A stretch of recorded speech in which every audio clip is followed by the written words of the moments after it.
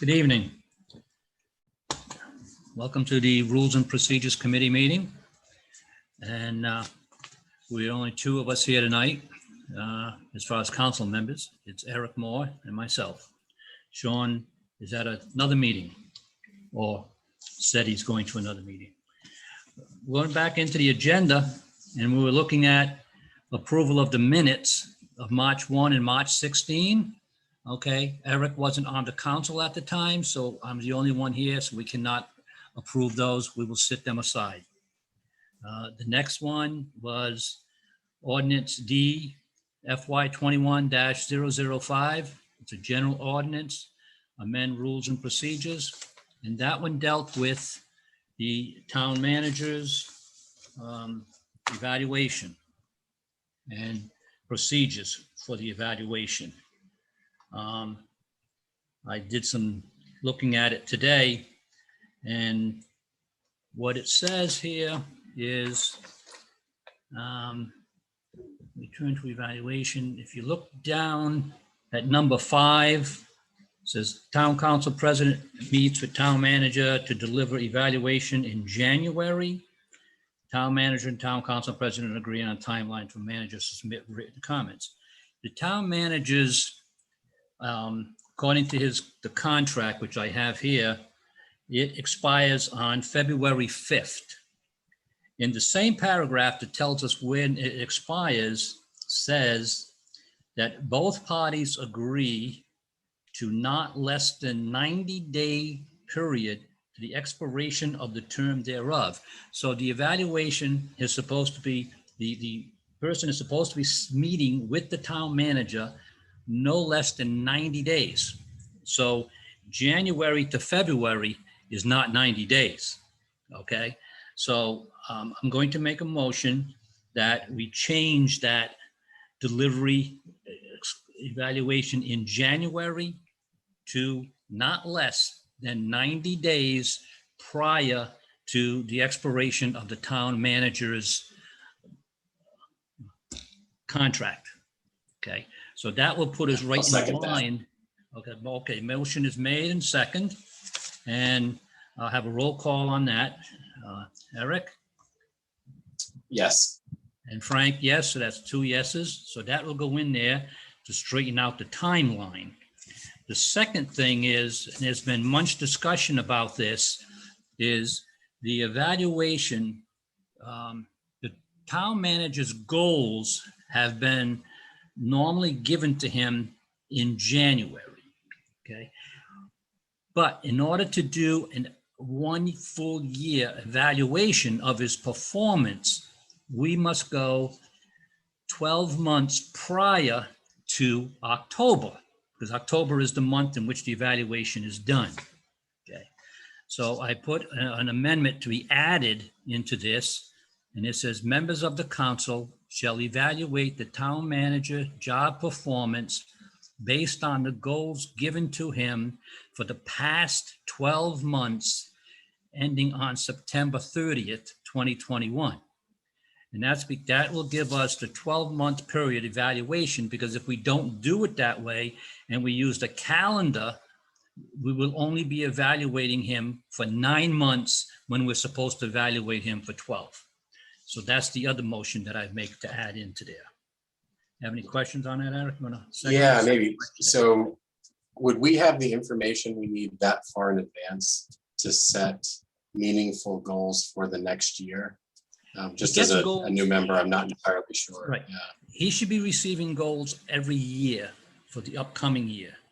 Okay. So what we're looking at is his last 3 months of the goals he received last year, and the first 9 months of his goals given to him this year will make up the 12-month period, evaluation period, up until September 30th, because it's going to be done by October 1st. I see. I'll second. Nope, okay. No more questions. I'll second the motion. Okay, we'll have a roll call. Erik? Yes. And Frank, yes, that's 2-0. So that takes care of that. The next one coming up is, let me get this here straight. Ordinance D FY 21-011. And it is very similar to FY 21-012. And I have asked the town clerk if she would come, Mrs. Hunt, if she would come and explain to us the new changes that the state has put together for us, because this is going to be dealing with the new precincts and the number of council members in precincts and a number of full-time. Okay, so that's Mrs. Hunt, if you will, please. You're on mute. There you go. Okay, thank you. Good evening. Mr. Souza, could you read the amendment to me so that I Okay. could know exactly what we're All right. talking about? 011 says an amendment of Article 2, Section 2.1 of the Bridgewater Town Charter order that the town clerk, town council assembled votes to amend the town charter, Article 2, Section 2-1 to read as follows. There shall be a town council consisting of XXX, because we didn't put a number in there, members which shall exercise the legislative powers of the town. XXX again, of these members are to be known as district councilors, shall be nominated and elected by and from the votes of the XXX district into which the town is divided, and 3, or it's XXX again, of the members to be known as councilors at large shall be nominated and elected by and formed of the votes at large. Okay, I certainly couldn't support that amendment because I think it's far too confusing and it doesn't do what you need to have done. So let me go back and explain to the two of you. And if I seem to be talking down to you, just say you've got it and you understand it and you don't need me to explain it, and that'll be fine as well. But the problem with the charter as it stands right now is that it has numbers in it. So you have to have 7 district councilors and 2 at-large councilors. With the new re-precincting, I can guarantee you 100% you will not have 7 districts. You will have perhaps 5 districts, perhaps 6 districts, perhaps 4 districts. I don't know how many districts you'll have, but we have already run the numbers and we know we can't make it 7. So my strong suggestion is that you have an amendment, to the charter that leaves out all numbers and says you will have 1 counselor per district, however many districts that is. If it's 2, 3, 4, 5, 6, however many it is, you have 1 counselor per district, and that you have sufficient at-large counselors, again, no number, sufficient at-large counselors to make it an uneven number. So if you have 6 district counselors, you don't want 2 at-large counselors, you'll want 1 or 3, because you want to have an uneven number on the council. So I don't think you can shoot anymore for having always 9 counselors. You might be able to, you can do that. So say if you have 5 districts, you could have 2 at-large counselors or 4 at-large counselors. If you have 6 districts, you could have 1 or you could have 3. So you can get it to 9 by putting a lot of at-large counselors. If we end up with a total of 6 precincts, which would be 3 districts, you could have 6 at-large counselors if that's how the council wanted it to be. So then is everybody following me? Are you following me on that? I see you both nodding, so I'm making a presumption you are. So my suggestion then, because I know that the council wants to know numbers. I don't know, you don't want to go into this never knowing how many counselors there are going to be. But I strongly suggest that you would do that in the administrative code, which you can easily change from decade to decade as the precinct numbers may change, because they will change. We could shrink, we could grow. The precincts may not always stay at what we're going to have to set them for this year. So you want to allow yourself and future councils the flexibility of setting the number of counselors each decade when the precincts are possibly reset. My hope is that if we can set the precincts at 12 this year, making it 6 districts, that might last 20 or 30 years and you wouldn't have to do anything for a while. But we just simply don't know right now. And the charter change takes a while to get through the legislature. If you're going to have to put it through the legislature, put it through the town council. I just don't think you can sit around and wait to see what we're going to do, because we're not going to know until October or November, probably November at this point in time, since the legislature is going first to do the federal and the state redistricting first, and we come in last to do our local precincts. So I don't think we will probably get the numbers until November. And if you wait until we make that decision, you're not going to have time to put this through the legislature. So, not trying to tell you what to do. It's your business. The weight is on your shoulders. But I do strongly recommend that you have no numbers in the charter, that you make arrangements for it to always be an odd number, and that then you will come back and do something to the administrative code that lets you know what those numbers are going to be when we know what will fit with this year. That's the best advice I can give you. Yeah. Okay. So if I, let's ask Erik if he has any questions or anything at this time for Mrs. Yeah, Hunt. maybe just a few thoughts. So I think all of that made sense. Thank you for the description. I agree with us trying to make the charter as generic as possible so that the leaders of the town at the time can make their own decisions. The only thing I might add, though, is I do think there is some value in the number 9, the total number 9. And the only reason I say that is anything less than 9, I think, makes the subcommittee structure like almost unworkable, because others might not know, but the town council is volunteer. They're balancing multiple things. They participate on the town council and then subcommittees like this.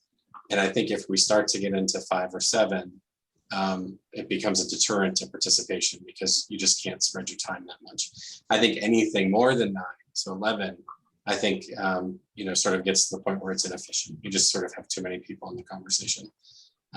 So I'm still sort of noodling on this one, but I would like to first maybe make a motion to change the language in this. I sort of have a full statement change, but it does preserve the total 9. And Frank, maybe if I could read that to you, and then we could decide whether or not to. Go right ahead. So my motion would be, to change as follows. There shall be a town council consisting of 9 members, which shall exercise the legislative powers of the town. And then the second section, and I can send this to you after, Frank, too. Each of the districts into which the town is divided shall have 1 member to be known as a district councilor, who shall be nominated and elected by and from the voters of their respective district. The remaining members shall be known as councilors at large and shall be nominated and elected by the voters at large. So it essentially says we're binding 9. We're letting the town government decide the mix and we're binding 9. We're making sure each district has at least 1, and then the remaining is going to at large. So that I think that would be my proposed motion. Okay, just give me 1 minute. I'm looking at the notes I took down when Mrs. Hunt gave us her presentation. And I think what you did was you just formalized it out rather than my notes. And I'm going to second your motion. Great, thank you. You have any other comments or anything you want to make on that before we call for a vote? I think maybe just the last thing is I think in all the scenarios, I haven't heard of a scenario where we had more than 9 districts. So I do feel like we can still have a lot of flexibility in the reshuffling of districts and precincts within this model. So I think it does give you some longevity. It'll be decades and decades before there will be more than 9 districts, I'm sure. Okay, great. So all right, so a motion has been made and second. And discussion has been had, and we'll have a call for a vote. Erik? Yes. Frank, yes. So we have 2-0. Now, we can move on to the next one. Merrily, you ready for the second one, or should we? That is DFY 21-012. And that reads, in accordance with the provisions of the Bridgewater Home Rule Charter relative to amendments to the administrative code, it is thereby ordered that the town council establish votes to amend the Bridgewater Administrative Code, Part 2, Chapter 1, Article 2, Section 2, to read as follows. There shall be, again, they just put X's rather than numbers of Bridgewater Town Council, one councilor elected for each district, and X is again elected at large. The total councilors shall be an uneven number. The Bridgewater Town Council shall exercise all of the legislative powers of the town. Now, that's what it reads. Now, does that sound like something that we just had a motion to approve?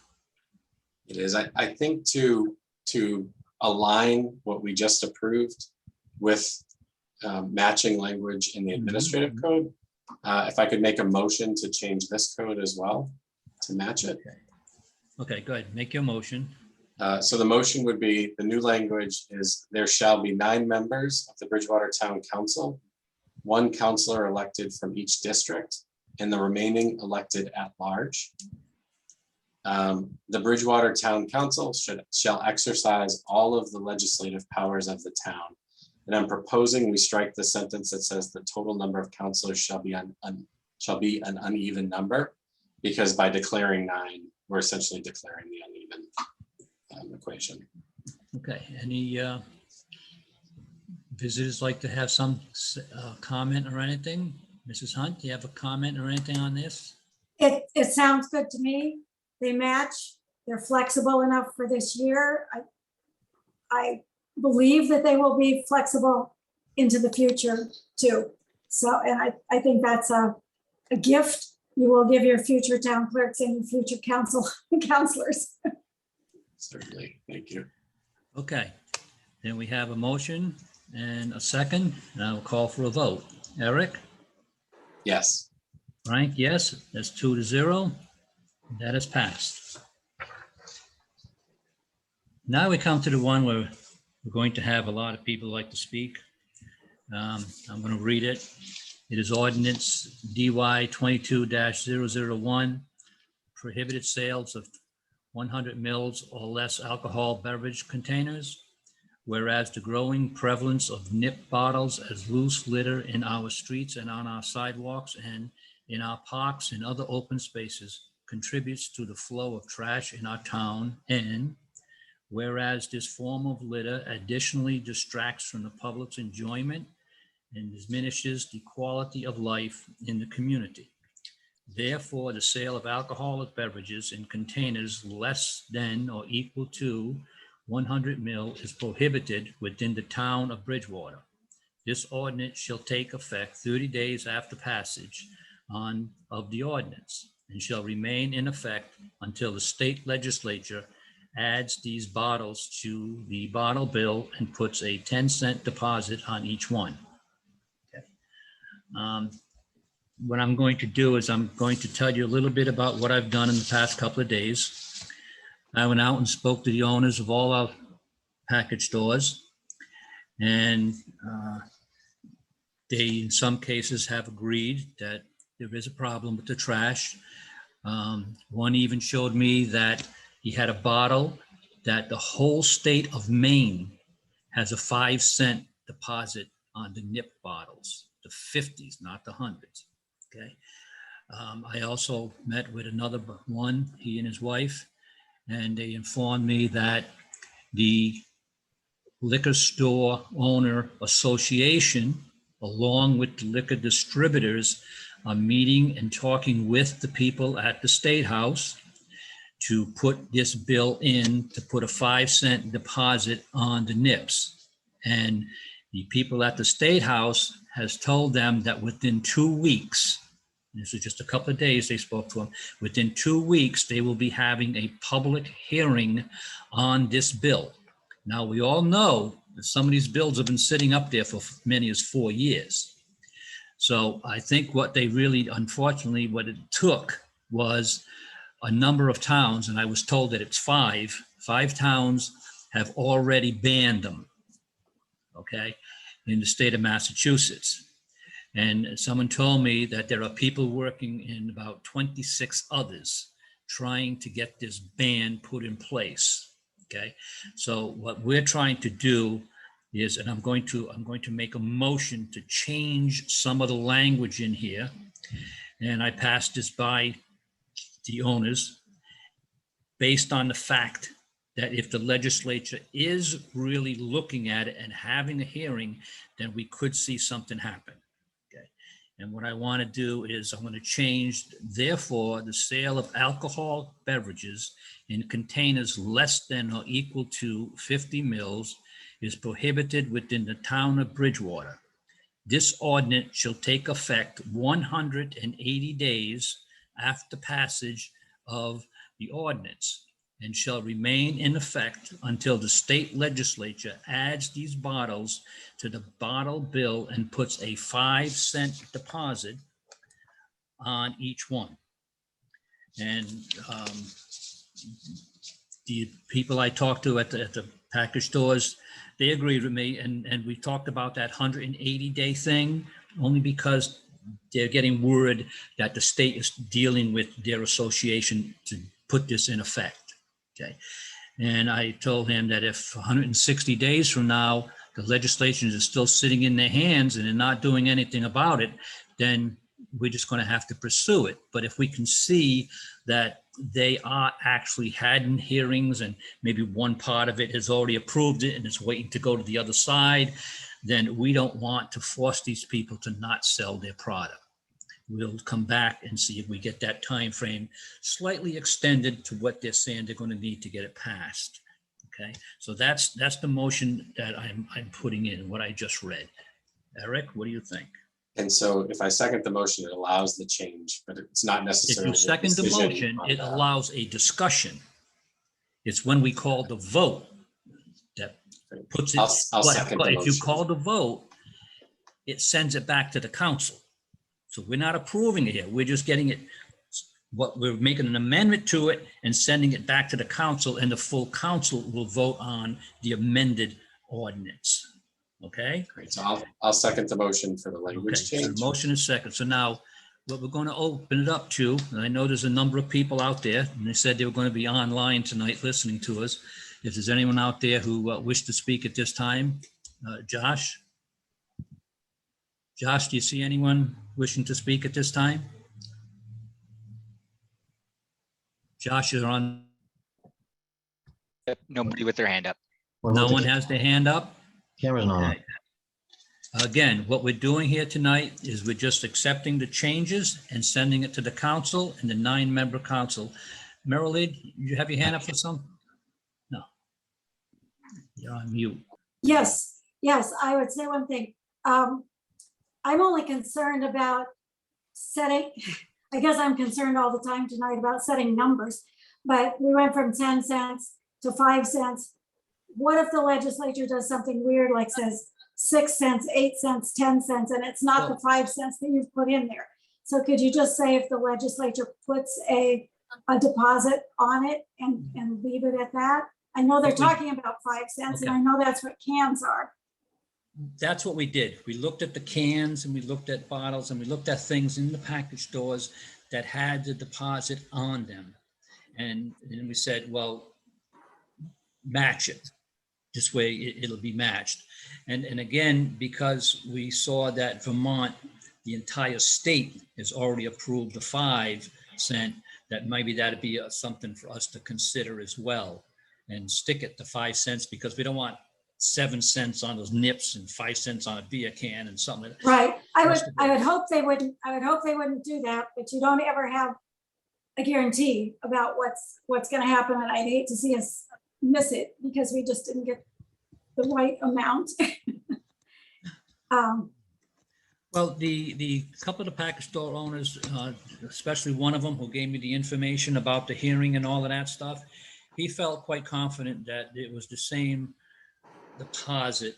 We didn't mention numbers, but it was the same deposit that other liquor containers with deposits on them was going to be matched. So 5, so they're going to stay. As long as they don't raise all of them, then they're going to be across the board 5. I just feel that we should have a number in there so that it would be clear, you know. If the legislature come back and puts a 6 cent on it, well, you know, we'll deal with it then. But I think the whole idea is we want to get it passed. You want to put in there that's 5 cents or more? Anyone else have a say on this? Josh, any other hands up? Looks like Carlton Hunt has his hand up. Carlton? Pat Neary as well. Let's get Carlton in. Carlton, you're on. There he goes. Mr. Hunt, go ahead. I think Carlton's gonna come and talk here because his doesn't ever work for you guys. Right behind you. Same problem. I agree that not putting a number in there, I think you could say the deposit will match what the state legislature would pass. The other question that I have is there anybody know if that deposit revenue comes back to the town or city, or does it go to the state? Because one of the things I'd like to see is it would come back to the town. Well, at this point in time, I understand nothing comes back from to the town on the deposit. Okay, as far as I know, I mean, I might be mistaken, but I don't think we have any revenue ever coming in from the deposit on the bottles. Okay, I'm just thinking about local revenue and how that plays into it, but you know, I'll leave it at that, but because we can always try to modify it later. But I agree that we need a deposit on it. I'm a little bit concerned about the 180 days because the charter says all of these things come into effect within 30 days. And I don't know how that affects, how you can change that. Well, see, the 30 days. Why should we wait? That's my 2 points. And thank you for listening to me. I appreciate it. And somehow I'm going to get that voice thing fixed going to town meetings. Thank you. Okay, thank you. Okay, so we have a motion that was made. Is there anyone else who'd like to speak on this? I think we see Pat Neary raising her hand. Right. I know you're going to be upset, Pat, but we don't want to chase business out of town. Not being upset. I would just like you to review with me or for me the time frame once again. Okay. The 180 days and then the 160 days. I'm not clear on that. There's only one day, there's only one time frame. We took out the 30 days and we put the 180 days. And that was put in there because we know that the state legislature isn't going to pass anything in 30 days. Okay, and this is based on what we don't want to do is put something in there that doesn't have a day frame on it. Okay, or the frame is way out somewhere. We're trying to narrow it in as much as we can, and we felt that 180 days should give the state ample time to pass it. But it's more than just that. Once they pass it, we have to understand that all the package stores have containers that never was charged the deposit. So they'll have to get that inventory out, and new inventory coming in, the state's going to require those to have the 5 cent deposit on it. So they can't charge until that is on the container. So I do understand that. Our businesses. We want to work with our businesses and we want to clean up the trash. I understand that, Frank. Okay. I am not clear about the time frame. You are willing to wait 180 days for them to pass a deposit or add it to our bottle bill, right? Can I ask you a question? What if it doesn't happen? If it doesn't happen at the 180 days, then they can't sell them in Bridgewater. That's what it says. Okay? That's what I was asking They to. cannot. hear- This to hear- ordinance shall take effect 100, okay, the ordinance says the sale of alcoholic beverages in containers less than or equal to, and everybody else has them at the 50 mils, okay? In prohibited within the No, town no, of they Bridgewater. don't This have. ordinance shall take 50. effect Mhm. 30 days. We're raising it to 180 days to let the legislature. Okay, and shall remain in effect until the state legislature adds these to the bottle bill. So at the end of the 180 days or 160 days or whatever, if they want to come back to take a little review to see where the state is at, hopefully the state will have it all passed and it'll be in effect and the business will be straightened out. We do not want to hurt any of our businesses, none of them. Okay. Any other comments, Pat? No, not right now. Thank you. Okay, thank you. Anyone else? Hi, this is Peter Bernier. Can you hear me? Peter? Peter Bernier, can you hear us? Yes, I can. Okay, here you go. Okay. One of my main concerns is that, the liquor stores in Bridgewater are being singled out with the nip issue. No other types of trash or anything else, is being talked about. And what a nip ban would do for us is have a severe financial impact on us, number one. And number two, it's not going to alleviate the problem at all because people are still going to purchase nips, but they're going to go to other towns to purchase them. They're still going to throw them out the windows if they currently do. So to me, it's very unfair that we're being singled out. And the objective of the group that is pushing this initiative is to ban all plastic. They're not going after McDonald's. They're not going after Burger King, not going after Dunkin' Donuts, because those companies have big pockets. We don't. So that's why we're being singled out for this.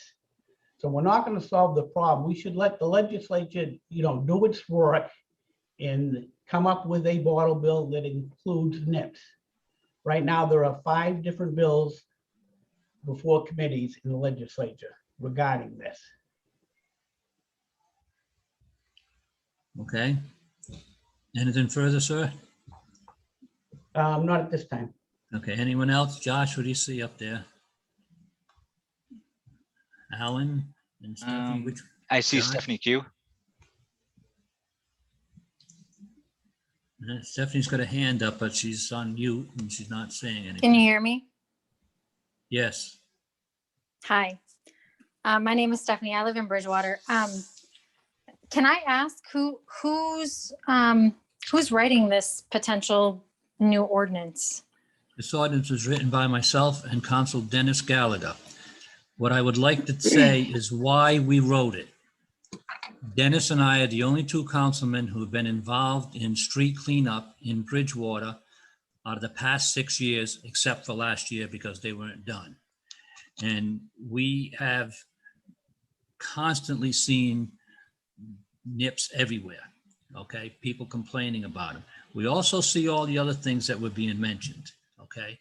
But we feel that when we walk the streets, we rarely see a beer can. We rarely see a soda can.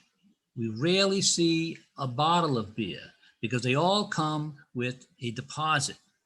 That is our personal opinion as to why we don't see them, okay? And we feel that putting the deposit on the nip may not take all of them off the street, but it should take a great deal of them off the street. And that's a start. And if we don't start somewhere in trying to clean up this town, we're going to continue to look like the city dump, which in some cases, it's pretty bad. Okay, so that's why this was written. Thank you. Oh, okay, I would like to add to that because I heard in your response a lot of opinions and feelings. And as much as I can appreciate that, yes, we want to pick up trash and we want our town to be clean. I mean, I'll echo some of the comments of the gentleman who just went ahead of me that I see lots of McDonald's bags and beer bottles on my street, and I see lots of Dunkin' Donuts bags. But there's no, reason to write some sort of legislation against those types of items. I personally don't think that this is necessary, but I also want to say that any elected official, whether it's town, local, county, state, whatever, I mean, yes, your job essentially is to help protect the rights of citizens. And when you're potentially putting forward ordinances that are going to further restrict what people in this town can buy, to me, that absolutely violates my free right to purchase what I want to purchase in my town where I live. So I absolutely don't agree with it. And I'm not sure why it would be moving forward. I get the trash thing, but I don't think that's going to solve your problem, because you're still going to have trash all over the streets from all kinds of other things. I mean, I pick it up all the time. The council and other people in town have been trying to get the legislature to do something for 5 years. The problem is not the I legislature. personally spoke it's with our people. state representative and our senator down over in Middleborough. And a number of people have spoken to theirs in different locations, and they seem all to have one simple answer to the bottle bill on the nips. What's next? Water bottles? Believe it or not, we didn't find that many water bottles out there on this last walk that we did, and we did quite a bit of trash. We picked up quite a bit. If you saw the picture on Facebook of the people all lined up who did the walk and a number of bags at their feet, that was about 1/5 the number of bags that we picked up. So we know that there's a lot of trash. We know there's a lot of trash with Burger King and Dunkin' Donuts and all that, but we have to start somewhere. And then the next thing we have to start looking at is enforcement. We don't have any. Anyone else? Well, I'll just say that I don't agree with it.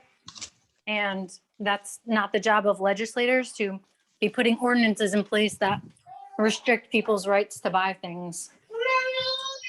There's been a lot of people in town who've been talking about cleanup and the nips that they find in their yards and all of that kind of stuff.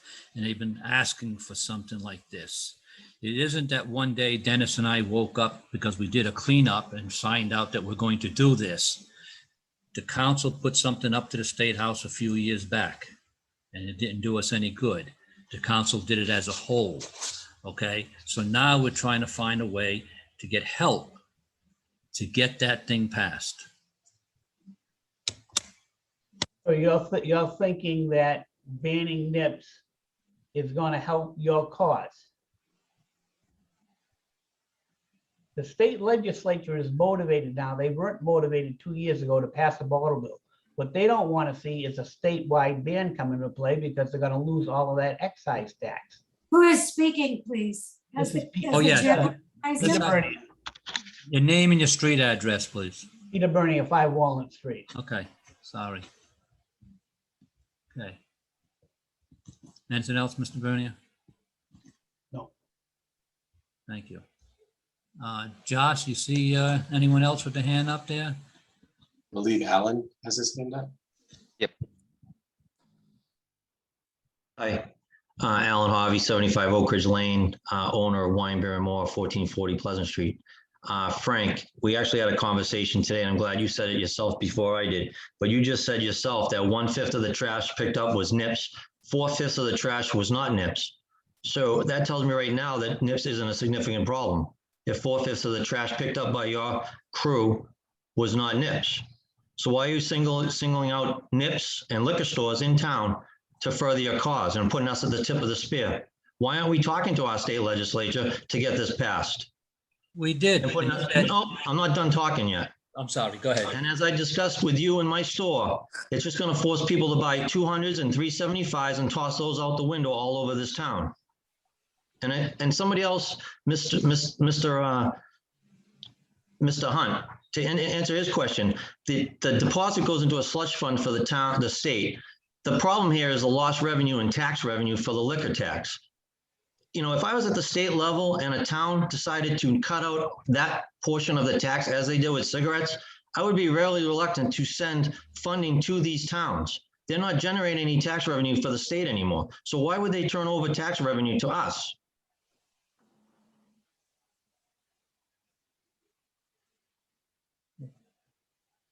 John, are you finished, sir?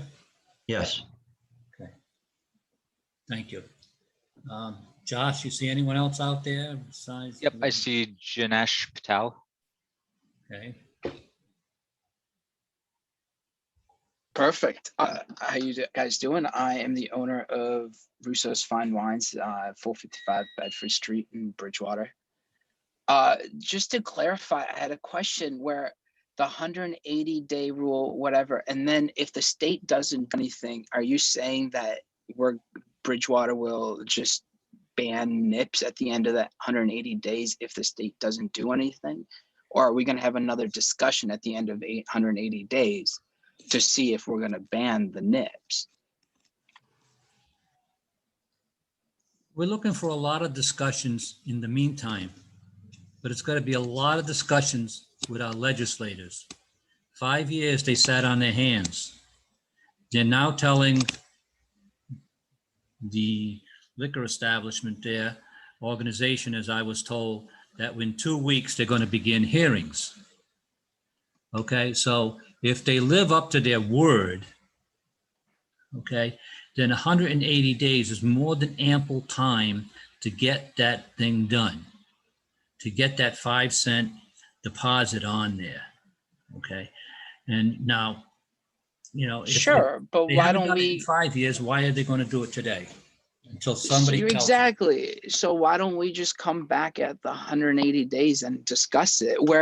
And again, why would my customers not just go to West Bridgewater and come and litter in Bridgewater? How would that stop the littering issue by banning nips in one town where everyone buy nips anywhere else?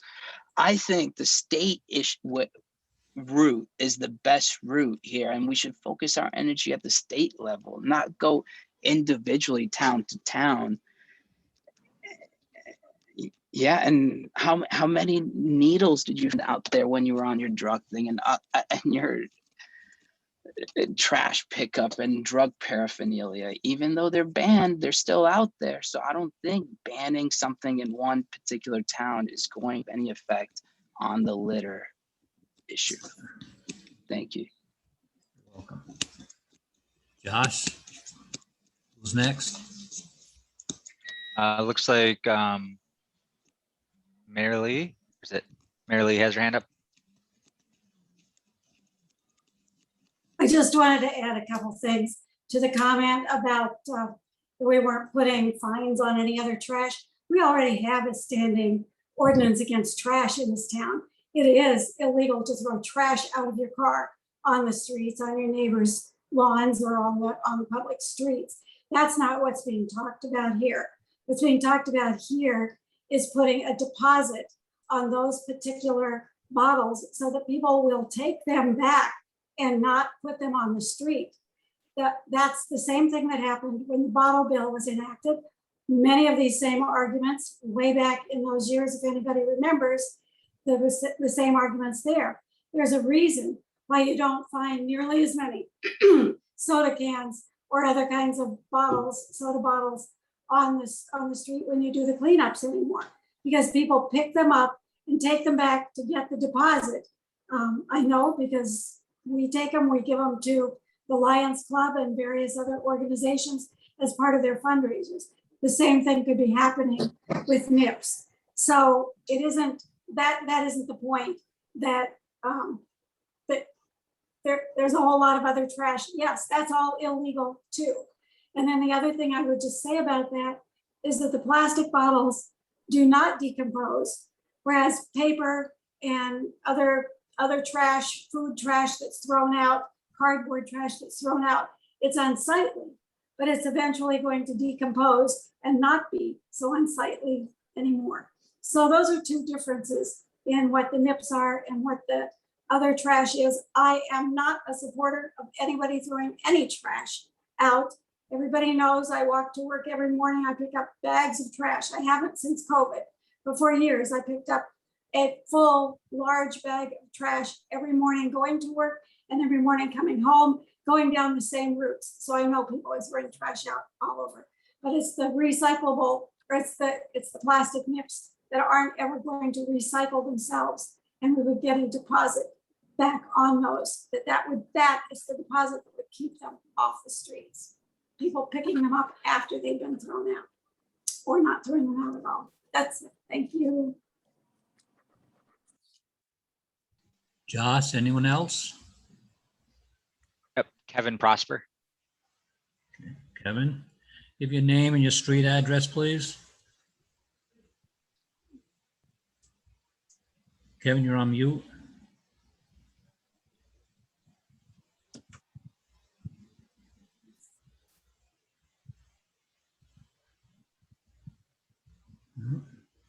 Kevin, did you want to say something?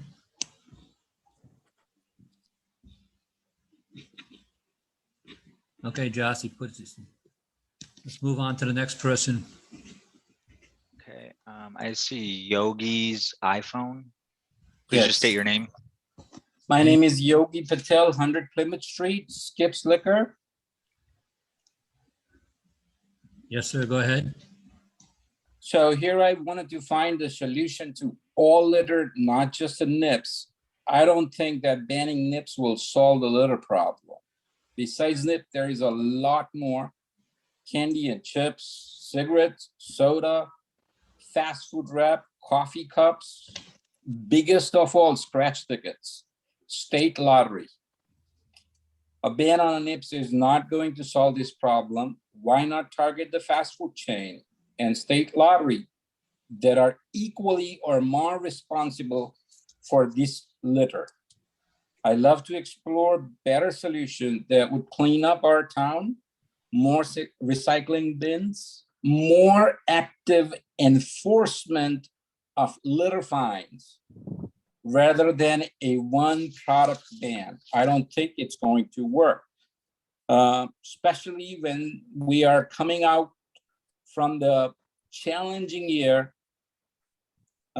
and the NIPS account 25% of the store sales. Needless to say, we already have lost vape sales, menthol tobacco sales, yet we have to pay hiking state minimum wages every year, property taxes, utilities, and a lot more. I don't think people won't stop buying or littering if you ban. They will take their business to neighboring towns without bans, and along with the NIPS, generally they buy other products. Now they're buying over there. What we are trying to cure here is behavior you're trying to control. For littering and drunk driving are already illegal. Focusing more on enforcing it, it would be a better solution. Thank you. Thank you. Josh, next. I don't see anyone else. Okay. A lot of our talk tonight has been about banning the sales. This ordinance, in my mind, focuses on the bottle deposit so that people will not throw them out the window. And if they did, someone else will pick them up. That's primarily why it's there. And that's primarily why that 30-day thing went out to 180 days, because we're being told that the state legislature is working on it. If the state legislature can pass this thing in 3 to 4 months, or 2 months even, I don't see why it couldn't take 2 months to get it done, and we get this transfer over to where all the package stores now have the deposit bottles in there, then this thing, no one is saying you can't sell them. Get the legislature to put that bottle bill in effect on the NIPS, 5 cents like they have on all the others. Okay, anyone else? Okay. I have a really quick comment. why don't we tackle the littering issue? Please, wait a minute. Please state your name sorry, and your street Janish- address. Janish Patel, 455 Bedford Street. Okay. Why don't we tackle the littering issue? So I own two businesses in Bridgewater, and between them, I can donate $10,000 to do some littering cleanup around the town. I'm sure the other liquor stores would like to pitch in. Why don't we just do it that way? Tackle the littering issue, and we don't have to worry about, and let the state deal with the nip issue on their own, on their time, where the town of Bridgewater, where the thing that bothering us is the trash. Why don't we just get a fund to clean up the trash? Okay, as you heard Mrs. Hunt say earlier, there are ordinances in there says that you can't or you should not be throwing trash out into the street and into the yards and all of that stuff. The ordinance is there. One of the problems that we have in this town when it comes to enforcement is the town has grown so fast in both number of street miles of roads, population, and our police force is not growing. Okay. And so they have to prioritize, is how it was put to me. And unfortunately, trying to find people throwing trash out the window is at the bottom of the list when you have so many other things in town that these officers are running out to on a constant basis. All right. Maybe you can figure a way so that you can encourage this Budget and Finance Committee to put some money up to hire some more police officers. But if there's nothing else that going to be said about this evening, I would like to just remind Erik that what we are doing here tonight is to send this amended ordinance to the full council. It is the full council on the 3rd of August that will receive this, and they will vote as to whether or not it goes into effect. All right. So Erik. Yeah, maybe if I could share some thoughts on it. I think it's been a great discussion. And first, thanks to everybody for participating in the process. As I mentioned, we're all volunteers, and your role in that process is important. So, I think for me, I certainly appreciate the intentions behind this. And I know that everyone is trying to do the right thing and has been for quite some time. I also agree that there is a serious litter problem. And I share the desire to take action to reduce it. But I honestly don't think this is the best first step. And so I'd like to describe why for a little bit, and maybe talk through some alternatives. So for me, when I hear about this issue, I really have 4 goals. There are 4 things that I think we as leaders need to do. One is I think we need to figure out a way to have the largest impact on litter prevention and cleanup possible. The end goal is to get it all off the street. I think the second thing that is a priority for me is to make sure that we minimize impact on our local business owners. And I think putting the burden on them is something we need to try to avoid. The third thing I want to do is minimize the impact on public services infrastructure. So I also don't want the town to have to come up with money to do this. And then the last thing is more of my commitment. I want to make sure that data is playing a role in this. And I'm not implying that it isn't, or that it hasn't in the past. I think it has. But it's important to me. And so maybe if I could share a little bit more, I think we're fortunate in that the Make America Beautiful study just completed, right? Once a decade, there's this enormous national study about litter in America. And I'm not implying that it's a 1-for-1 match for our town, but I think it is important to understand what they found. So I just want to highlight a few things from them and then talk about some alternatives. So in that study, which again happens once in a decade, looks at roadways, figures out what litter exists, how often it happens, why it happens, what deterrents are actually working. They found again that cigarettes are the highest thing by far. So if you walk down the street and you find 1,000 pieces of litter, 200 of them are going to be cigarettes. So that's by far number 1. Below that, as you move down the list, you see plastic food packaging film. So that's sort of like their category for snack wrappers and chip wrappers. So you go to Cumberland Farms, you buy a Snickers bar, you eat it, and you throw the wrapper out the window. Out of that same 1,000 pieces of litter, about 50 of them are from that. As we continue to move down the list, we eventually get to single serve nip bottles, and it's about 7 out of every 1,000. I know we've heard different data, so let's even say it's double or triple or 5 times that. But I think the nip bottles also, and this is in the study, neutral study, the nip bottles tend to get a lot of airplay because we categorize them together. If you scan a thing of litter, they all look the same. So you'll see 10 nip bottles and they'll say there's 10 of these things. You will see 100 Snickers wrappers and chip wrappers and all these other things, and your brain doesn't categorize them as the same thing. So they seem different, but in reality, they're a big problem. And I say that not because nips aren't a problem. As I said, I agree that they are, but I think they're not the biggest problem. And I think if we ban them, we'll be really effective at removing 7 items out of 1,000, or even 50 items out of 1,000 if we don't believe this study.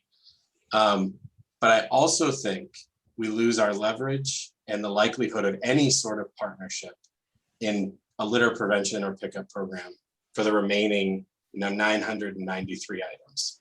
So the remaining 99.3% of litter that is on the roads is now our problem, and we burnt the bridge that potentially could partner with us, and I think should partner with us and own the problem.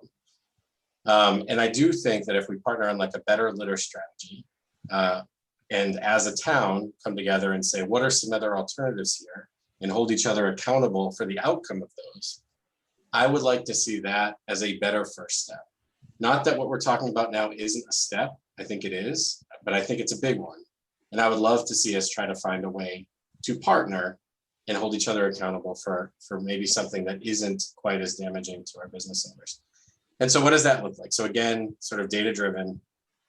By far, in that national study and others, the bottle bill is the solution, right? In states where they have bottle bills, litter of this type is significantly less, and it actually has a ride-along impact of other litter going down.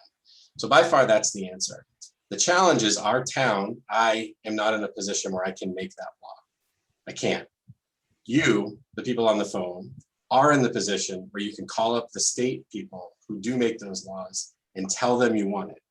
Because if we don't get it, you're going to end up with towns like us making decisions like this to try to force it. So that is the way to get there. Ask your state reps to support you in that.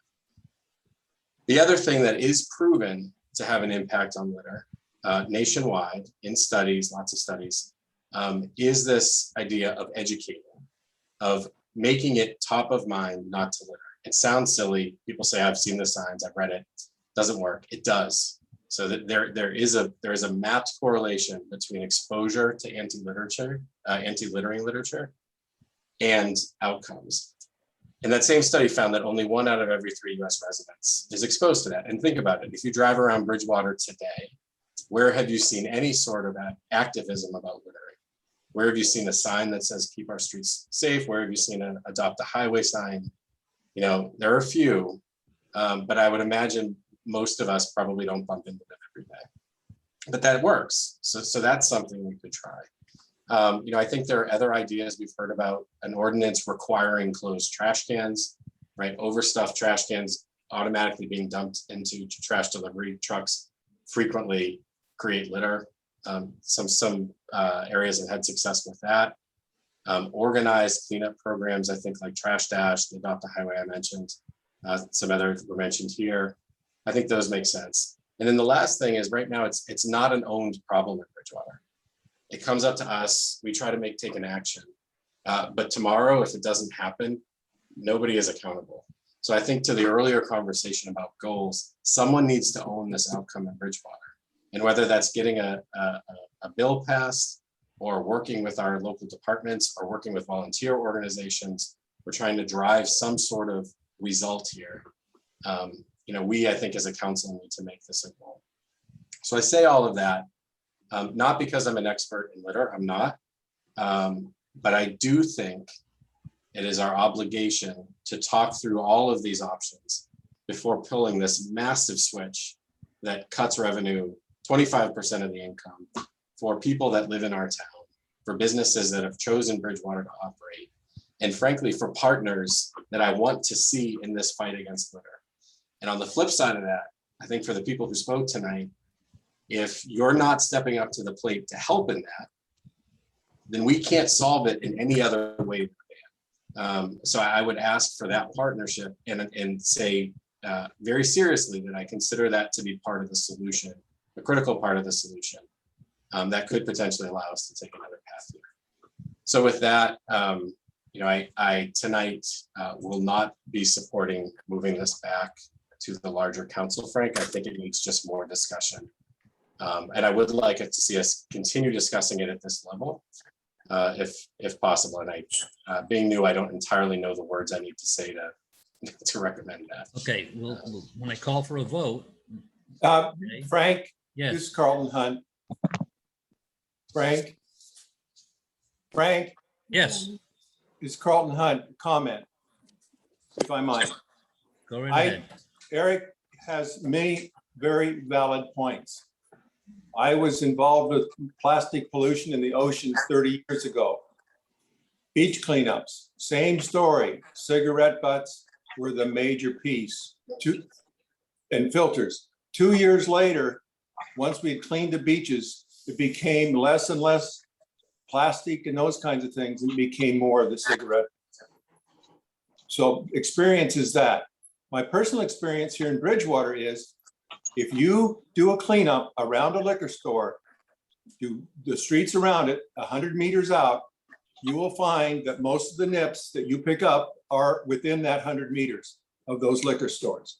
So to the liquor store owners, I would beseech you to start to fund a cleanup around your stores. That would go a long way. That's one potential possibility. It may be against your revenue, but the fact is, at some point, the state's going to pick up the revenue. And if you guys can do that, that would be part of the cooperative piece that Erik is talking about. So the other piece I will finally say, I'm an environmental scientist, oceanographer by training. Plastic does not degrade. It gets in the rivers. We have a huge plastics problem globally in the Pacific Ocean because of plastic getting to the oceans. So we need to do the local thing cleaned up. And my suggestion is the liquor stores begin the process and we encourage them to do a cleanup near their stores, record it, and let's see what the problem is and how far out it reaches. Thank you. Thank you. Anyone else? So we went to stop sign closes after their stores. Josh, anyone else? Not that I can see. Okay, then we'll just call for a vote. Erik, This is to move it to. this is the motion that was made to, with the changes. That's I've for the already- changes now. This is just for the changes that were being put into it. We made an amendment to the original. And what we're looking at now is we're voting on the changes within it, which means the 50 mils, the 180 days, the 5 cents. Those are the three changes that were made. This is what we're voting on, the changes only right now. And this just, I'm sorry to ask, but this does not mean moving it back. With this change, we would keep it here. for If we additional vote the change, then we'll call for a vote as to whether we're going to approve it and send it, approve it or reject it. See, this is a recommendation.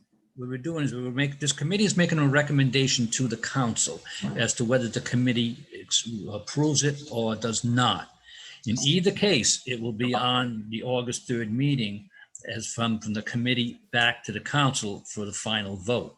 They will hear the recommendation as to the vote.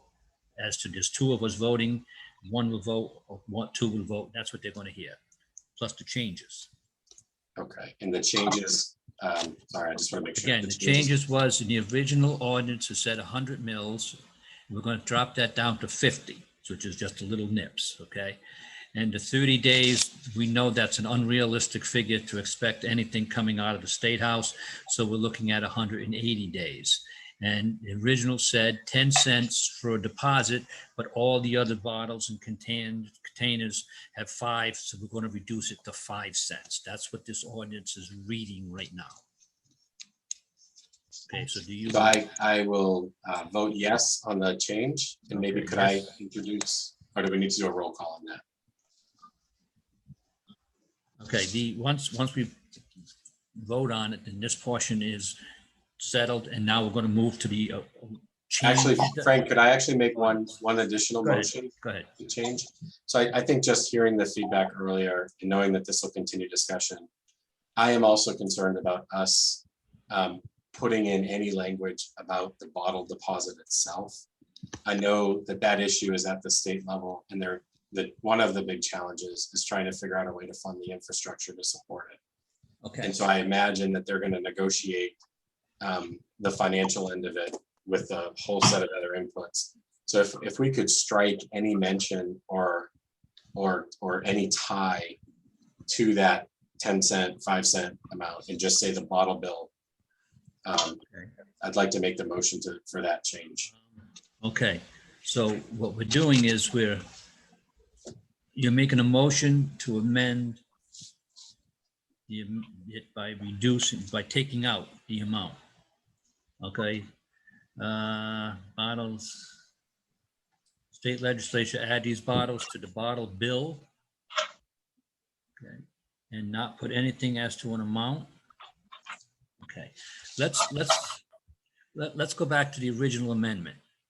Okay, so before we make any other amendments, if you want to make another amendment, we can reject that one and then make an amendment to the original and then vote on that amendment and then carry that amendment over to the original and vote as to what goes back to the council.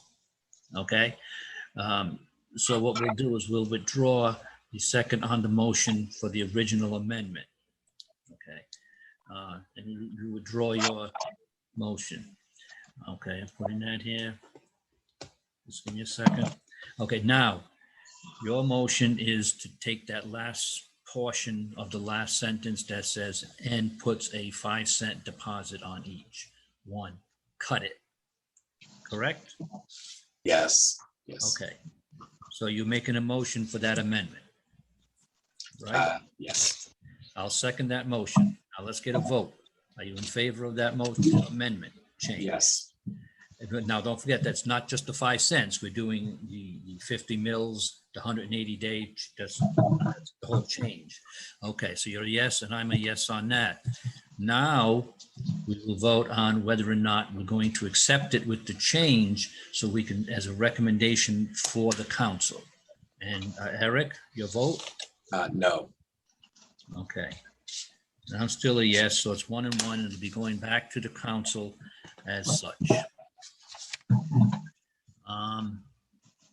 Looking at our agenda, that was the last item on the agenda. I thank everyone for participating this evening. And once it gets to the council will see our recommendation and they will act on it on the 3rd of August. Thank everyone for participating. Have a nice evening. Do we need a roll call vote to end the meeting? We're going to do it. Yep, Okay. you're right. I'll make the motion to close the meeting. Second? Okay. Erik, you in favor of the motion? Yes. Frank, yes. 2 yeses to close the meeting. Have a good evening. Thank you.